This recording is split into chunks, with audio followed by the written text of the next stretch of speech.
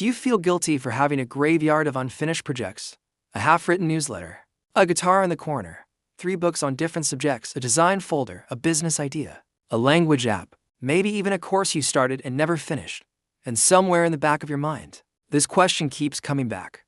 Why can't I just stick to one thing? Why does everyone else seem to find their one true passion, while I keep falling in love with 10? If that sounds like you, there's a hidden truth you may have never been told. Psychology suggests that some people don't lack discipline. They simply have a different kind of mind.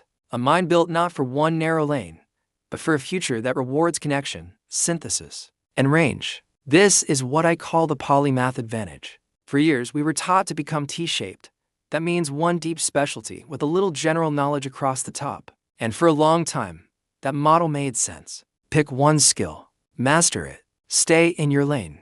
But the world is changing too fast for that to be enough. Now, a new type of person is becoming more valuable. The M-shaped person. Someone with depth in more than one area. Not shallow at everything, but meaningfully skilled in multiple domains, with the rare ability to connect them. That is the hidden strength behind people with too many interests. Your mind may not be random. It may be structured for a more complex future. Think about it. The old world rewarded repetition. The new world rewards adaptation. The old world asked, "What is your one thing?" The new world asks, "What unusual combination of things can you do that others can't?" And this is where your so-called inconsistency starts to look very different, because every interest you explore gives you a new lens. Every unfinished project teaches you a new pattern. Every random obsession adds another tool to your mental toolkit. This creates something powerful, cross-pollination. Cross-pollination happens when ideas from one field improve your thinking in another. Maybe your interest in psychology helps you become a better marketer. Maybe music makes you better at pattern recognition. Maybe drawing improves how you communicate ideas. Maybe coding teaches you structure, and philosophy teaches you judgment to other people. These interests look disconnected, but in a polymath mind, they begin talking to each other. And that's where innovation often comes from.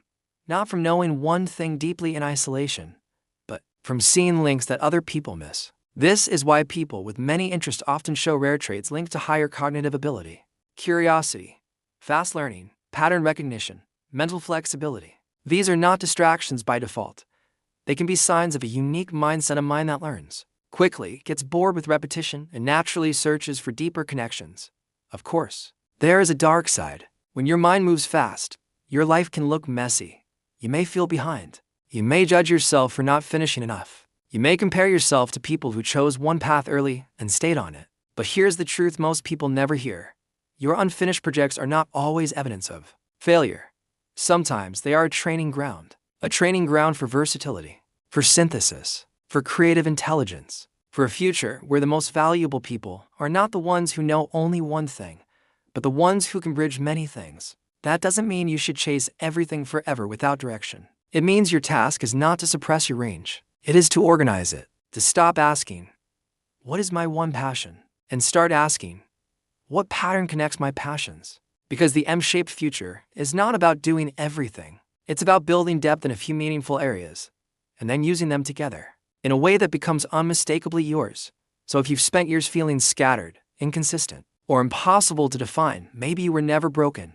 Maybe you were early. Maybe your mind was designed for a world that is only now beginning to make sense of people like you. If this spoke to you, join the Nozen 360 community and learn something new every week. And tell me in the comments, which of your random hobbies has actually helped you in real life?